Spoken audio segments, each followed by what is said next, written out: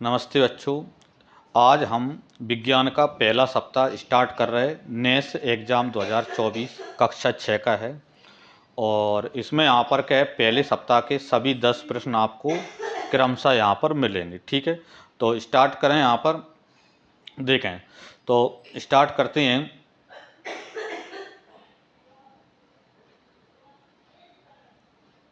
देखें तो पहला प्रश्न हमारा है, यह जानवर अपने शिकार को फंसाने के लिए जाला बुनता है। यहाँ पर 4 ऑप्शन आपको दे रखे हैं, मधुमक्खी, मकड़ी, ततैया, घरेलू मक्खी। तो इसमें से जो आंसर सही हो वो आपको यहाँ पर अटेंड करना है।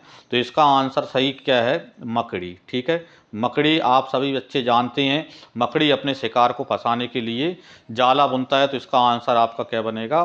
मकड़ी बनेगा। इस पर निशान लगा लेंगे और आगे चलते हैं यहाँ पर। ठीक है, आगे देखें। अगला प्रश्न हमारा है, पीने के पानी का भंडारण करना चाहिए। ठीक है, पीने के पानी का भंडारण करना चाहिए। 4 ऑप्शन आपको दे रखे हैं।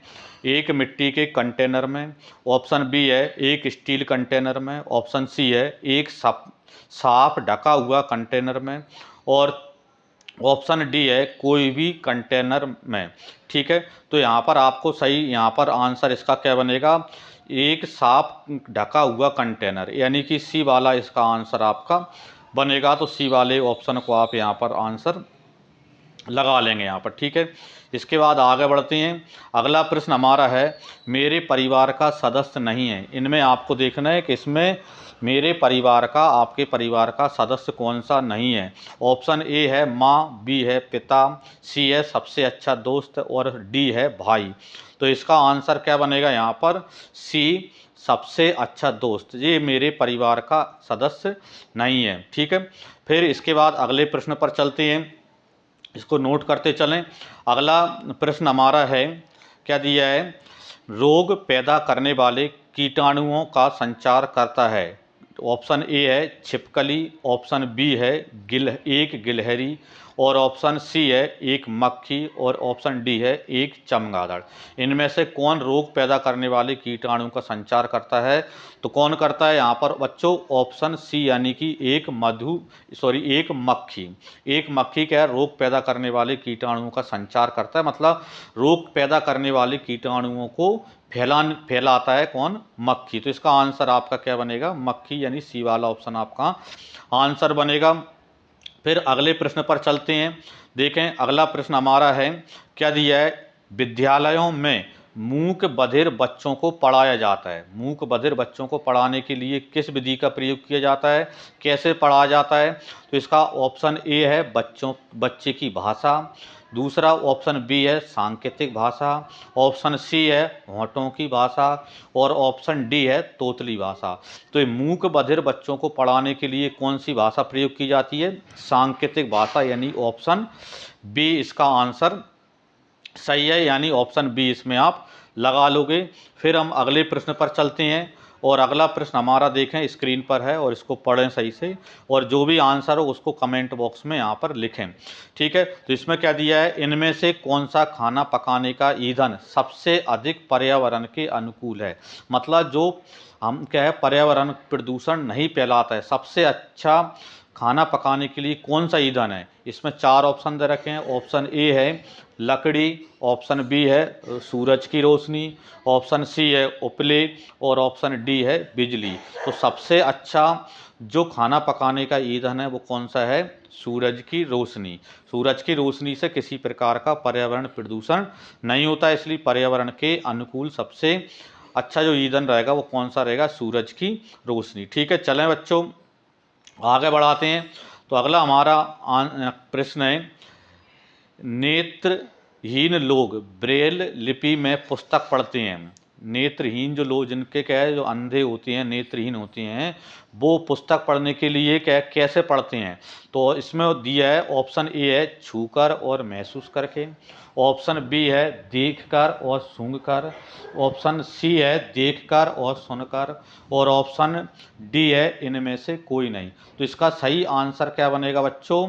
इसका सही आंसर बनेगा छूकर और महसूस कर कर, यानी ऑप्शन ए इसका आंसर होगा यहाँ पर। ऑप्शन ए छूकर और महसूस करके इसका सही आंसर बनेगा यहाँ पर। ठीक है, और फिर आगे चलते हैं।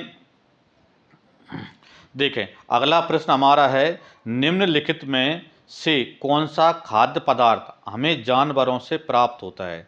ठीक है, आपको देखना है कि इनमें से कौन सा खाद्य पदार्थ ऐसा है जो हमें जानवरों से प्राप्त होता है। इसमें ऑप्शन ए है दूध, ऑप्शन बी है शहद, ऑप्शन सी है घी और ऑप्शन डी है उपरोक्त सभी। तो देखें हमको क्या है, दूध भी जानवरों से ही प्राप्त होता है, शहद भी जानवरों, यहाँ पर क्या है जानवर मतलब यहाँ पर मधुमक्खियों से ही प्राप्त हो रहा है, और घी भी क्या है जानवरों से ही प्राप्त होता है, मतलब गाय या भैंस के दूध से घी बनता है, तो जानवरों से ही हमको प्राप्त होता है। इसका मतलब ये है कि इसका जो आंसर है वो आंसर क्या है, ऑप्शन डी यानी कि उपरोक्त सभी।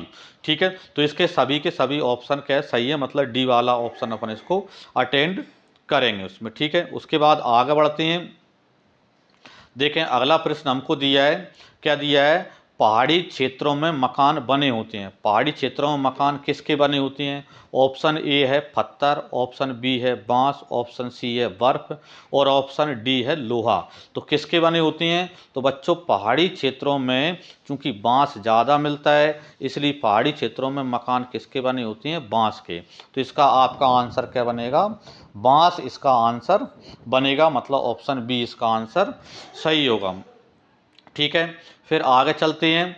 देखें अगला प्रश्न हमारा है, इग्लू से आशा है। इग्लू मतलब क्या होता है वो आपको बताना है।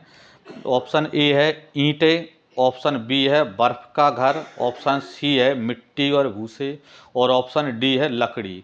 तो इग्लू मतलब होता है बच्चों बर्फ का घर। बर्फ का घर जो होता है, यहाँ पर बर्फीले क्षेत्रों में बर्फ का घर बनाया जाता है, उसी को क्या कहते हैं, इग्लू कहते हैं। तो इग्लू इससे आशा मतलब क्या है, बर्फ का घर, मतलब ऑप्शन बी आपका आंसर होगा इसमें। ठीक है, फिर अगला प्रश्न हमारा है, देखें क्या दिया है, इनमें से कौन सा तरीका कार ठीक से चलाने से संबंधित नहीं है। कौन सा तरीका है जो कार ठीक से चलाने का तरीका नहीं है। ऑप्शन ए है ड्राइव करने के बारे में जानना, ऑप्शन बी सड़क के नियमों को जानना, ऑप्शन सी बहुत पैसा होना और ऑप्शन डी वैध ड्राइविंग लाइसेंस होना। तो कौन सी चीज़ जो है वो कार चलाने के लिए से संबंधित नहीं है।